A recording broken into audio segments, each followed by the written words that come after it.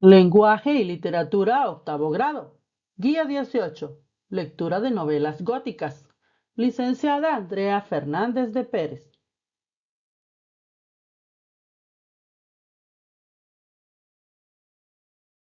Realizamos las actividades en tu libro de texto. Páginas 132 a la 139 para esta semana. Recuerda trabajar a lápiz. Página 132. Anticipación. Actividad número 1. Leamos en voz alta el diálogo sobre la novela gótica Frankenstein, que tienen los siguientes personajes. Número 1. Fue una noche de noviembre que el doctor Frankenstein culminó su trabajo. Con sus instrumentos le dio vida al ser inerte. Este abrió sus ojos amarillos y agitó sus miembros en una convulsión. Sí, la criatura tenía la piel amarilla, apenas cubría la masa de los músculos. Su cabello negro y los dientes blancos hacían un contraste horrible con su complexión demacrada, sus labios negros y rectos. Sin duda era horrible su aspecto. ¿Sabías que Víctor Frankenstein llevaba casi 2 años trabajando para darle vida a un cuerpo inanimado? Por esa razón, el doctor, al verlo, sintió horror y repugnancia. No soportaba la imagen del ser que había creado.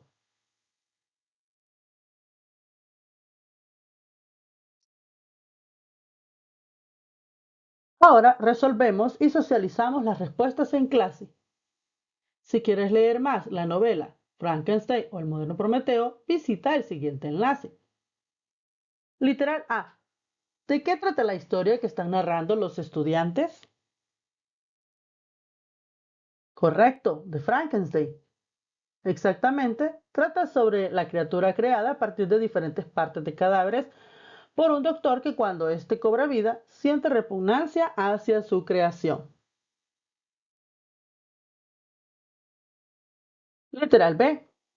¿Qué elementos sobrenaturales están presentes en el texto? La criatura que fue creada a partir de diferentes partes humanas y cobró vida. Literal C. Describamos físicamente al monstruo que creó el doctor Frankenstein. Según lo que dice el texto, tiene ojos amarillos, poca piel le cubre los músculos, su cabello es negro y sus dientes blancos. Se ve demacrado y tiene labios negros. Literal D. ¿Consideramos adecuada la actitud del doctor Frankenstein? Explicamos. Recuerda que él siente repugnancia por su obra. Quizá ya no le pareció buena idea y le dio arrepentimiento al ver su aspecto grotesco. Por eso él ya no lo soporta. Continuamos.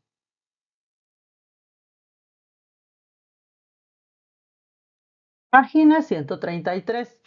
Construcción. Lectura de novelas góticas. Actividad número 2. Leamos el siguiente fragmento de la novela gótica Frankenstein o el moderno Prometeo. En contra de lo que habían pronosticado nuestros guías, al día siguiente no llovió, aunque había nubes.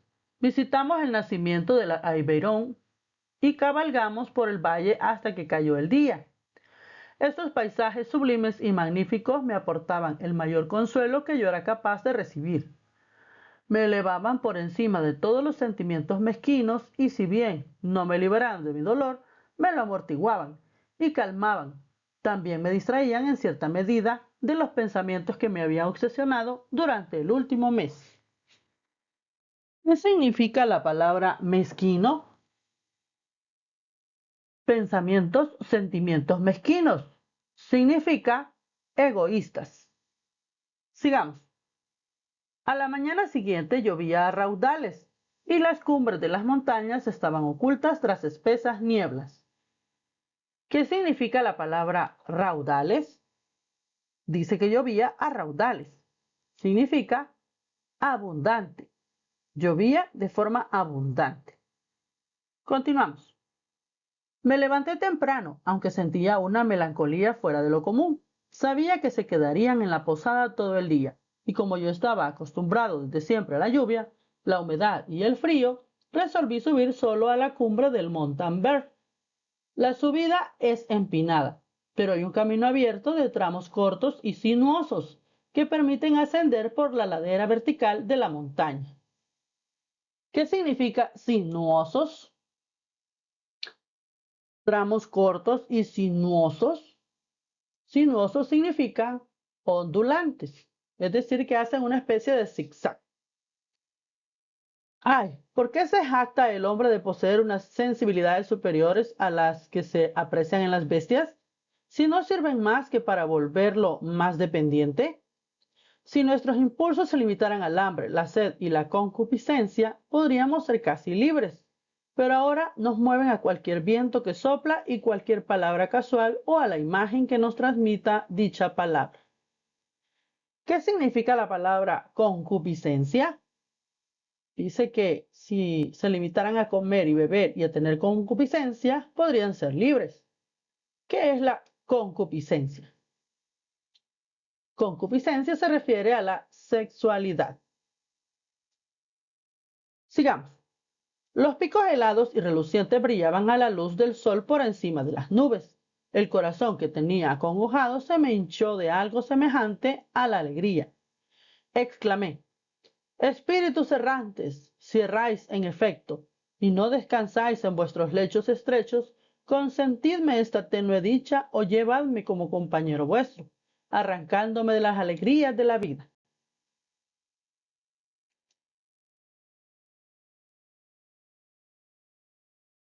Mientras decía esto, vi de pronto a cierta distancia la figura de un hombre que avanzaba hacia mí a velocidad sobrehumana. Salvaba de un salto las grietas del hielo que yo había sorteado con precaución. Al acercarse, advertí también que su estatura era superior a la de un hombre. Me inquieté. Sentí que se me enturbiaba la vista y perdía el sentido. Pero el viento frío de las montañas me hizo volver en mí enseguida. Al irse acercando la forma, percibí, oh, imagen tremenda y aborrecida, que era mi creación. Temblé de rabia y horror, resuelto a esperar su llegada y caer entonces sobre él en un combate. Se acercó. Su semblante expresaba una angustia amarga, mezclada de desdén y maldad, mientras que su fealdad portentosa lo volvía casi demasiado horrible para los ojos humanos. ¿Qué significa la palabra desdén? Desdén significa desprecio. Sigamos. Pero yo apenas observé todo esto, la ira y el odio me habían dejado sin habla al principio, y cuando me recuperé solo fue para inundarlo de palabras que expresaban mi desprecio y aborrecimiento. ¿Osas acercarte a mí, diablo? Exclamé. ¿No temes que caiga sobre tu cabeza miserable la venganza fiera de mi mano? Vete, insecto vil, o mejor, quédate para que te aplaste en el polvo. Ay, si pudiera. ¿Qué significa también la palabra portentosa? Portentosa significa extraordinaria. Tenía una fealdad portentosa. Sigamos.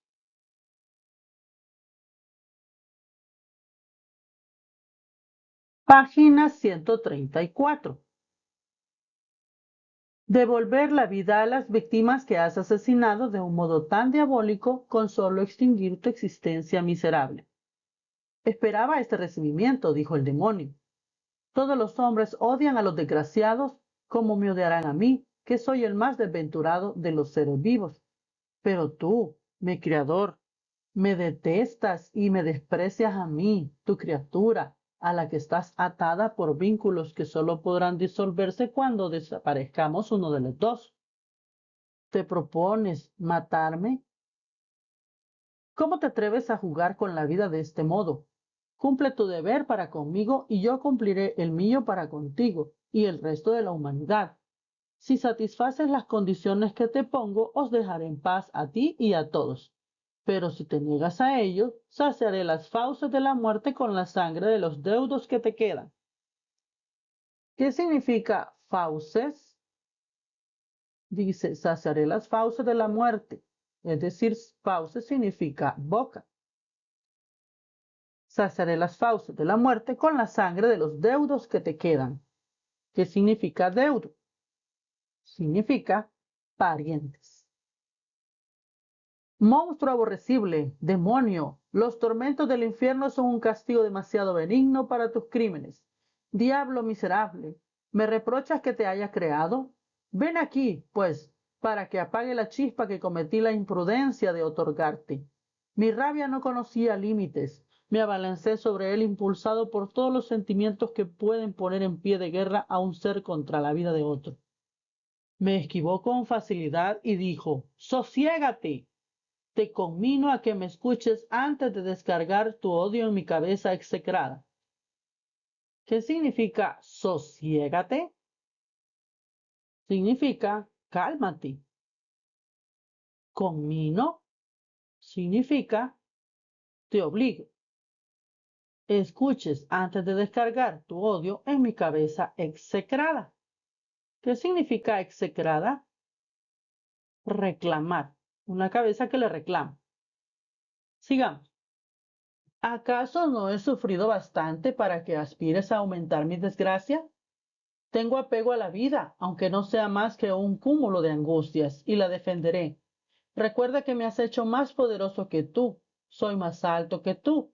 Mis articulaciones son más flexibles, pero no sucumbiré a la tentación de enfrentarme a ti. Soy criatura tuya y hasta seré manso y dócil con mi amo y señor natural si tú también cumples con tu parte, con lo que me debes.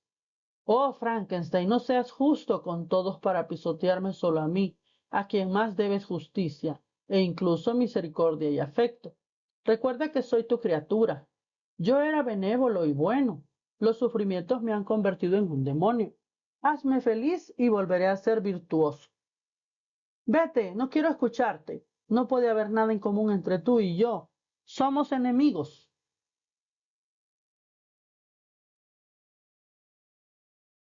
Vete o midamos nuestras fuerzas en un combate del que no habrá de levantarse uno de nosotros.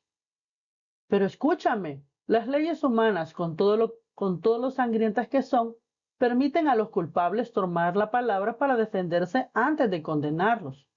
Escúchame, Frankenstein, me acusas a mí de haber cometido asesinatos y tú estás dispuesto a destruir a tu propia criatura sin cargo de conciencia. ¿Por qué me traes a la memoria unos hechos que tiemblo al recordar, cuya causa y autor desgraciado he sido? Aborrezco el día en que viste la luz, miserables manos que te formaron.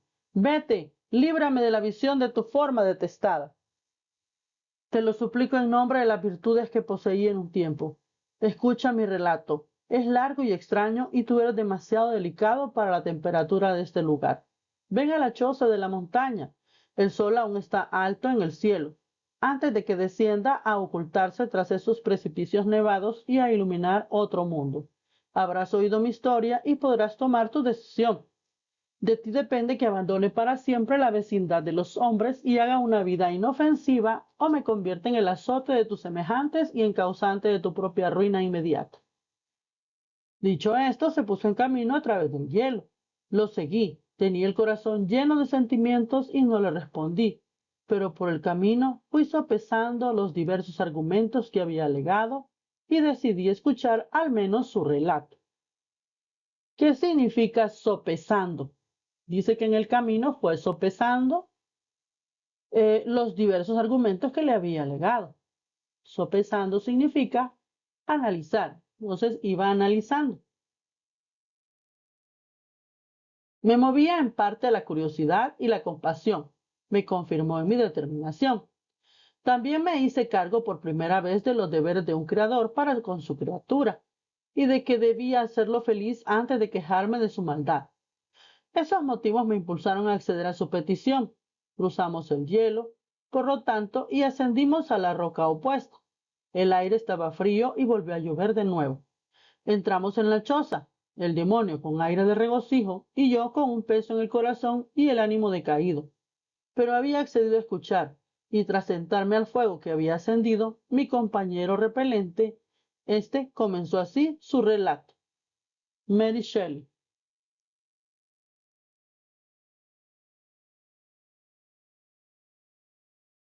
Página 135. Después de la lectura, resolvamos las actividades en el libro. Literal A. ¿Qué sentimientos experimentan Frankenstein y la criatura? Después de lo que acabamos de leer, que nos conmueve muchísimo, podemos decir que ellos enfrentan, Frankenstein por su parte siente melancolía, tristeza, rabia y horror hacia la criatura. En cambio, la criatura siente angustia, desprecio y maldad. Literal B. Describimos el lugar donde se desarrolla la historia. ¿En qué lugar están ellos? ¿Te fijaste? Es una montaña. Están en la cumbre de Montalbán, caminos cortos y sinuosos, una ladera vertical, picos helados que brillaban por el sol, y ellos llegan hasta una choza. Literal C. Explicamos las siguientes características de la novela gótica de la muestra leída. Veamos la característica, colocamos un fragmento que se aplique y explicamos por qué. Veamos la primera característica. Posee elementos sobrenaturales, espectros, cadáveres ambulantes, monstruos, vampiros, entre otros. ¿En qué momento en el fragmento se conoce que hay un monstruo? Por ejemplo, cuando Frankenstein dice monstruo, aborrecible, demonio, se está refiriendo a su criatura. Por lo tanto, es la horrible criatura de Frankenstein. Los amores pasionales, las tragedias y los sentimientos intensos. En el fragmento se visualiza cuando dice temblé de rabia y horror. Eso explica que hay un sentimiento de impotencia. Tiene ese enojo y a la vez un horror. Se ambienta en épocas pasadas y buscan crear atmósferas de misterio y horror. En el fragmento aparece la parte donde dice, ven a la choza de la montaña. Están yendo a un lugar lejano. Están solos en un alto de una montaña. Ese es el ambiente. En la trama, los personajes desarrollan sentimientos de angustia, miedo, horror, pasiones desenfrenadas, etc. En todo el fragmento, ellos demuestran muchas emociones. Por ejemplo, donde dice, aborrezco el día en que viste la luz. Se explica que expresa un sentimiento de odio hacia la criatura y hacia él mismo.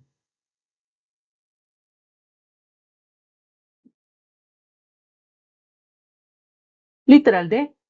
¿Por qué crees que se arrepiente Frankenstein de haber creado al monstruo?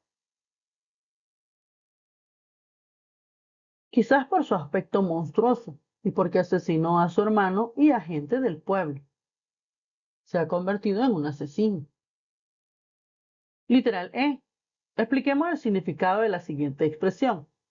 Me acusas a mí de haber cometido asesinatos y tú estás dispuesto a destruir a tu propia criatura sin cargo de conciencia.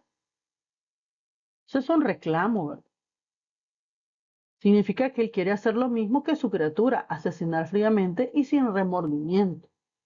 Cree él que matando a la criatura se va a solucionar todos sus problemas, pero está cometiendo un asesinato. Literal F. Escribamos una valoración respecto a la actitud de Frankenstein al enfrentarse al monstruo. Como pudimos observar, tienen una pelea muy intensa, pero al final el monstruo le da muchos argumentos y lo convence de ir a platicar. Por lo tanto, vemos que debe asumir su culpa y tratar de ayudar a la criatura a tomar una decisión, ya sea morir o seguir adelante. Conozcamos a Mary Shelley, 1797-1851. Fue una escritora dramaturga, ensayista y biógrafa británica. Es considerada como una de las máximas exponentes de la novela gótica con su obra Frankenstein o El moderno Prometeo.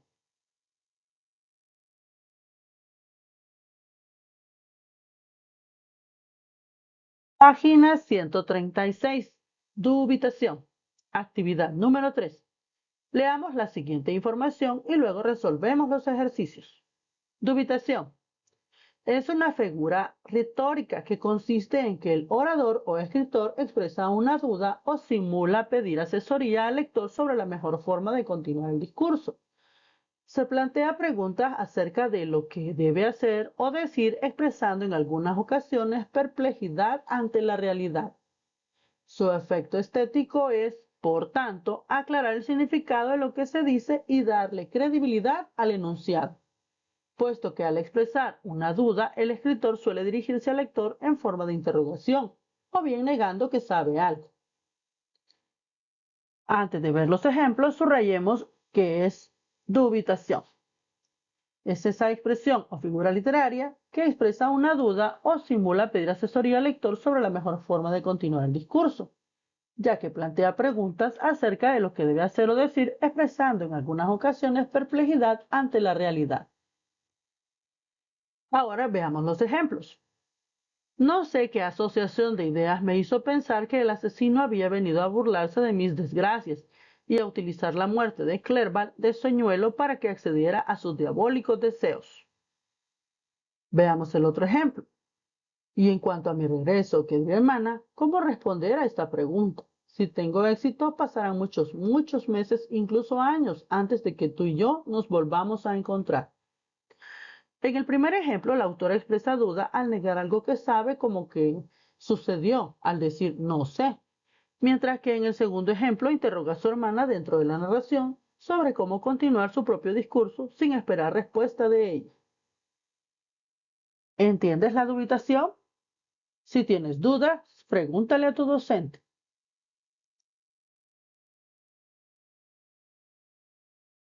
Ahora resolvamos los ejercicios. Literal A. Identifiquemos en qué momento se ha utilizado la dubitación como recurso retórico en la siguiente narración. La criatura clavó la mirada esperando mi respuesta, pero yo me había quedado desconcertado ante su propuesta. Debes crearme una mujer, repitió, con la que pueda vivir intercambiando los efectos necesarios para mi ser. Si te lo niego, dije, y no me arrancarás mi consentimiento ni aun atormentándome. ¿Crear a otro como tú para que arruinéis el mundo con vuestra maldad conjunta?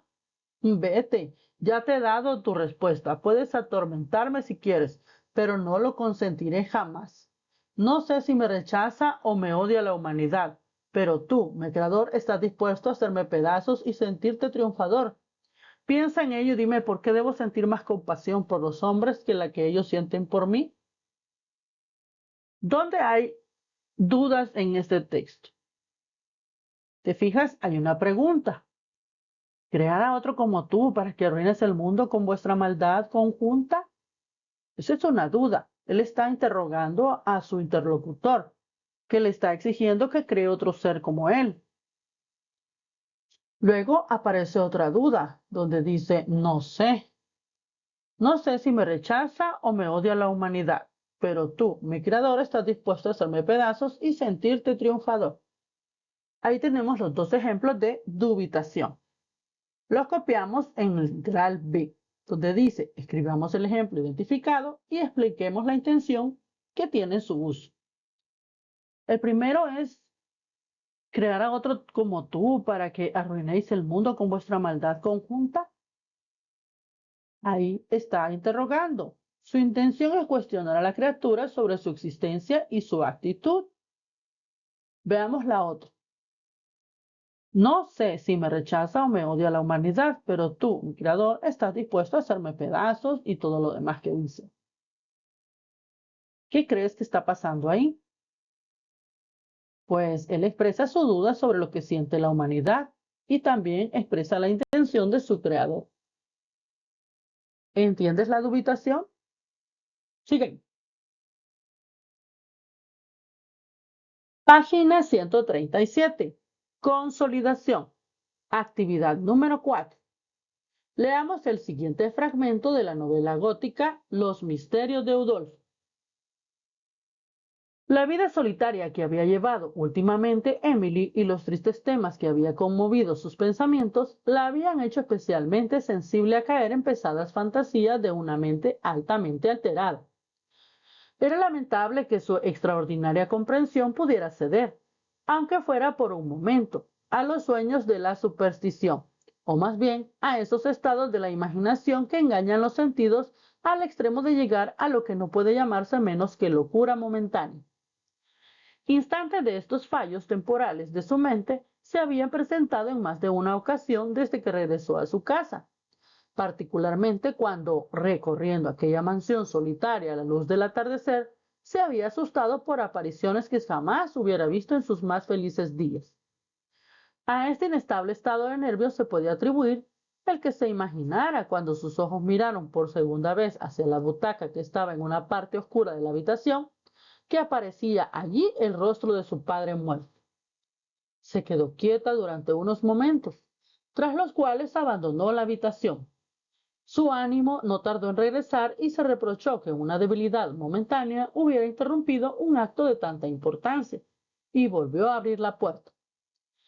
Por las indicaciones que le había dado Sam Aubert, su padre no tardó en encontrar el panel que le había descrito en el extremo opuesto de la habitación, cerca de la ventana.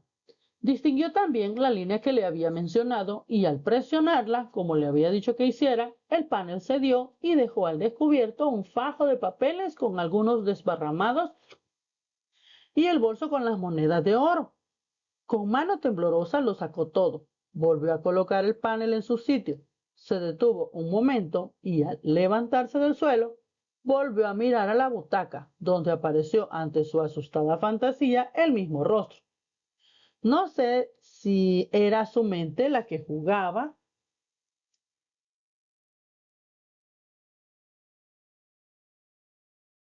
con ella o eran reales sus apariciones. La duda le embargó y la ilusión en un nuevo instante en el que la soledad y la pena que se producía gradualmente en su mente dominó su espíritu. Podemos subrayar esta parte porque habla sobre la duda y estamos viendo la figura literaria de la dubitación. La duda le embargó y la ilusión en un nuevo instante en el que la soledad y la pena que se producían gradualmente en su mente dominó su espíritu. El personaje acá está dudando. Sigamos. Corrió por la habitación y cayó sin conocimiento en una silla. Sus razonamientos superaron pronto el terrible y lamentable ataque de su imaginación. Se volvió hacia los papeles, pero con tan poca seguridad en sí misma que sus ojos se fijaron involuntariamente en lo escrito en algunas hojas sueltas, que estaban abiertas. No tenía conciencia de que estaba transgrediendo las órdenes estrictas de su padre hasta que una frase de aterradora importancia despertó su atención y su memoria al mismo tiempo. Con un gesto violento apartó los papeles de sí, pero las palabras, que habían despertado igualmente su curiosidad y su terror, no podía borrarlas de sus pensamientos. La habían afectado tan poderosamente que ni siquiera pudo decidir la inmediata destrucción de los papeles. Y cuanto más luchaba contra esta circunstancia, más se inflamaba su imaginación. Urgida por la insistente y aparentemente más necesaria curiosidad por algo que se refería a su padre en un tema terrible y misterioso, sobre el que había leído una alusión, comenzó a lamentar su promesa de destruir los papeles. ¿Deberé obedecer o faltar a mi promesa? Podría obtener más información. La duda fue momentánea y no me corresponde discutir razón alguna, sino obedecer. Anne Ruskin. Acá encontramos también otro ejemplo de dubitación, donde dice ella, ¿debería obedecer o faltar a mi promesa? Podría obtener más información. La duda fue momentánea y no me corresponde discutir razón alguna, sino obedecer. Vemos ahí entonces en el texto dos ejemplos de dubitación, que más adelante nos los pedirán. Continuamos. Página 138. Ahora resolvamos la siguiente actividad. Ordenemos las principales acciones del texto enumerándolas del 1 al 5. Veamos cuál fue la primera acción. Emily cayó sin conocimiento tras ver nuevamente el rostro de su padre muerto. El personaje principal lleva una vida solitaria tras la muerte de su padre. Emily siguió las indicaciones de su padre para entregar los papeles y las monedas. Para encontrar, La protagonista observa la butaca donde aparece el rostro de su padre muerto. Emily tiene fallos temporales en su mente al confundir la realidad con los sueños. ¿Cuál sería, en el orden de la lectura, la número 1? Correcto. El personaje principal lleva una vida solitaria tras la muerte de su padre. Veamos el número 2. Sí, Emily tiene fallos temporales en su mente al confundir la realidad con los sueños. Número 3. La protagonista observa la butaca donde aparece el rostro de su padre muerto. Luego, Emily siguió las indicaciones de su padre para encontrar los papeles y las monedas. Y finalmente, Emily cayó sin conocimiento tras ver nuevamente el rostro de su padre muerto. Continuamos. Literal B. ¿Qué sentimientos experimenta Emily? Expliquemos. Expresa melancolía, tristeza por la muerte de su padre, pero al ver su rostro siente angustia y miedo. Literal C. ¿Qué acontecimientos le suceden a Emily para alterar su mente? Tras su pérdida, vive sola en la mansión y sus pensamientos y las apariciones la hacen tener pesadillas y supersticiones. Literal D. Cuando Emily observa el rostro de su padre, ¿se encuentra soñando o es real? Explicamos. Según la historia nos dice que ella se encuentra nerviosa y cuando se aparece su padre se entiende que fue producto de sus alucinaciones.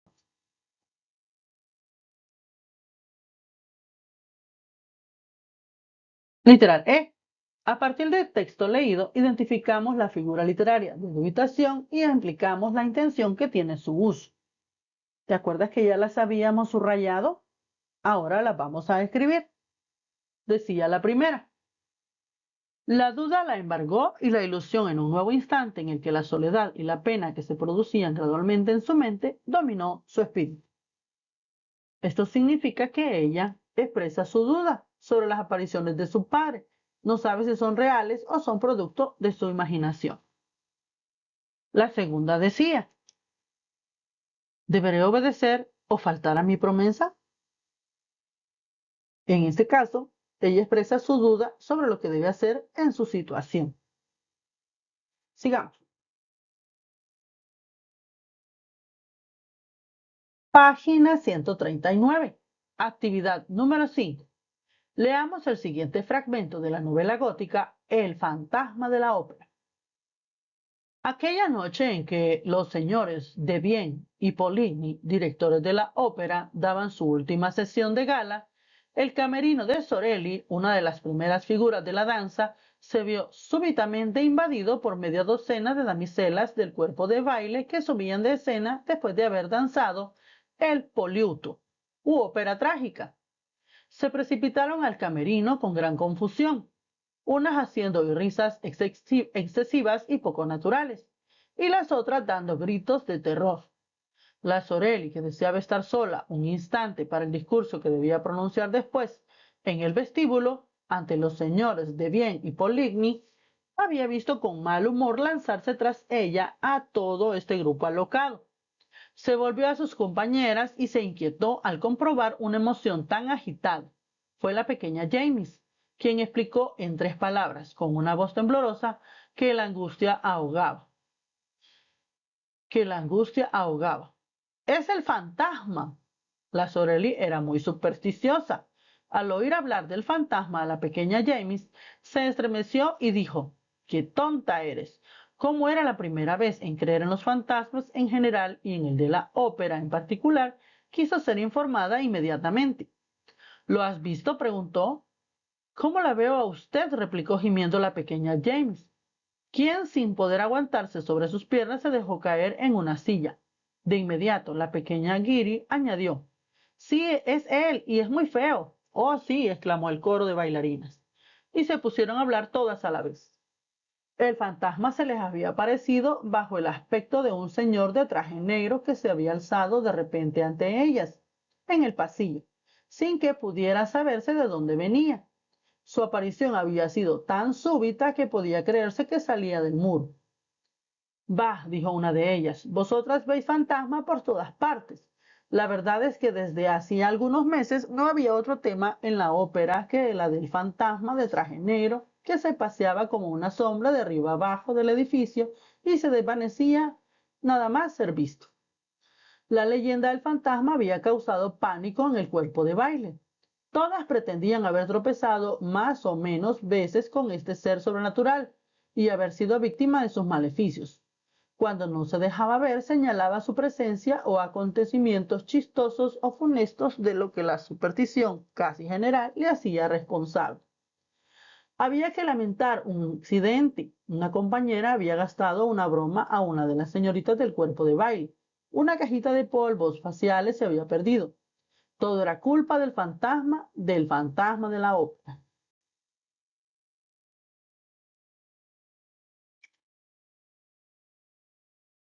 Ahora resolvamos en el cuaderno las respuestas.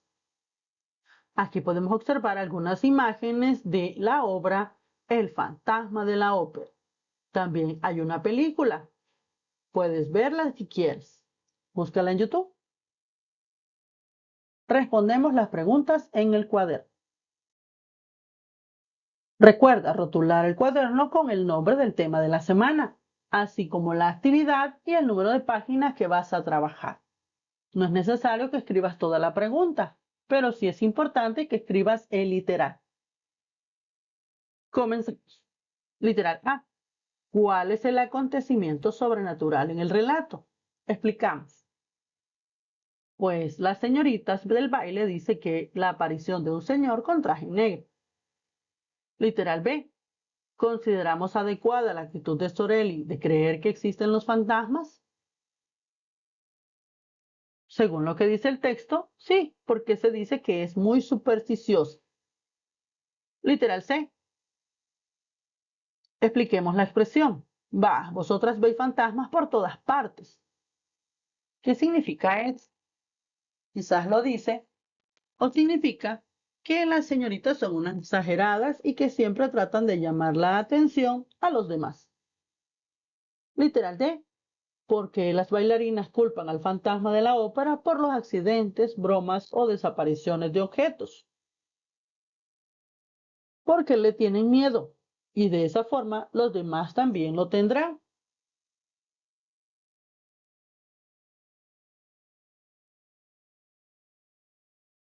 Tarea. Actividad en casa. Indago qué es el texto argumentativo. Investigo cuáles son las características de los argumentos de autoridad, probabilidad y analogía. Primero veamos qué es el texto argumentativo.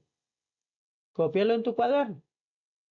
El texto argumentativo sirve para expresar opiniones, ideas y posturas sobre un tema en particular.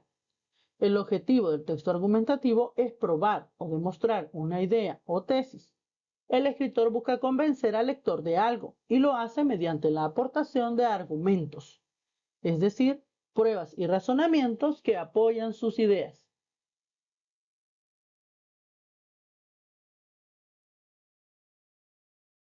Ahora investiguemos cuáles son las características de los argumentos de autoridad, probabilidad y analogía. Estos son tipos de argumentos. ¿Sabías que hay varios tipos de argumentos? Pues tenemos los racionales, los de hecho, de ejemplificación, de analogía, de autoridad, emocionales y los de probabilidad. Veamos los racionales. Son aquellos argumentos que basan las ideas y verdades admitidas y aceptadas por el conjunto de la sociedad. Por ejemplo, un argumento racional sería que si no tomamos agua vamos a morir, porque toda la sociedad lo sabe y está científicamente comprobado. Argumentos de hecho se basan en pruebas comprobables, es decir, estadísticas, porcentajes, etc. Podemos decir que de cada 10 estudiantes, 8 están trabajando en Fiction Express. Esa sería una estadística de hecho. De ejemplificación. Cuando se aportan ejemplos concretos, puede ser el resultado de la experiencia individual o de situaciones comunes. Por ejemplo, todas las personas que llegan temprano siempre están más dispuestas a colaborar. De analogía, cuando se establece una comparación, se sostiene que algo es verdadero porque presenta parecidos con otra cosa, cuya verdad ya está demostrada. Analogía es comparar una situación con otra. Por ejemplo, las abejas viven en colmena y en común se ayudan unas con otras. Es una sociedad, así como nuestra sociedad. Vivimos en casitas, pero todos trabajamos para ayudarnos unos a otros. De autoridad, cuando se cita la opinión de una persona de reconocido prestigio en un campo del saber. Es decir, cuando mis argumentos llevan una cita textual de algún libro o algunas palabras que alguien dijo para comprobar que mi argumento es verdadero. Emocionales, que apelan a los sentimientos. Se pretende halagar, despertar compasión, ternura u odio para convencer a los demás. Puedes copiar esto en tu cuaderno. Y finalmente tenemos los argumentos de probabilidad. Son aquellos que se apoyan en una probabilidad de que ocurra un evento. Se utilizan muestras que apoyan a la conclusión. Consiste en un conjunto de procedimientos que permiten aceptar o rechazar una hipótesis. Su propósito es la interpretación correcta de los datos sobre un fenómeno en particular. Algunos casos pueden ser sorteos, juegos de azar, experimentos, entre otros. Veamos un ejemplo. Número 1. Está lloviendo en marzo en la Ciudad de México. En este tiempo del año es casi seguro que va a llover a diario. Muy probable. Además, recuerda que estamos en invierno. Número 2. Ana ganó un coche en la lotería. ¿Puedo yo ganar un coche un día? Es muy poco probable si yo no juego a la lotería. Número 3. Ayer fuiste tarde a la escuela. ¿Otra vez te tardarás hoy? Puede ser muy probable porque no has solventado el problema que le hizo llegar tarde. Bien, esto es todo por hoy. Gracias por tu atención. Hasta la próxima. Suscríbete.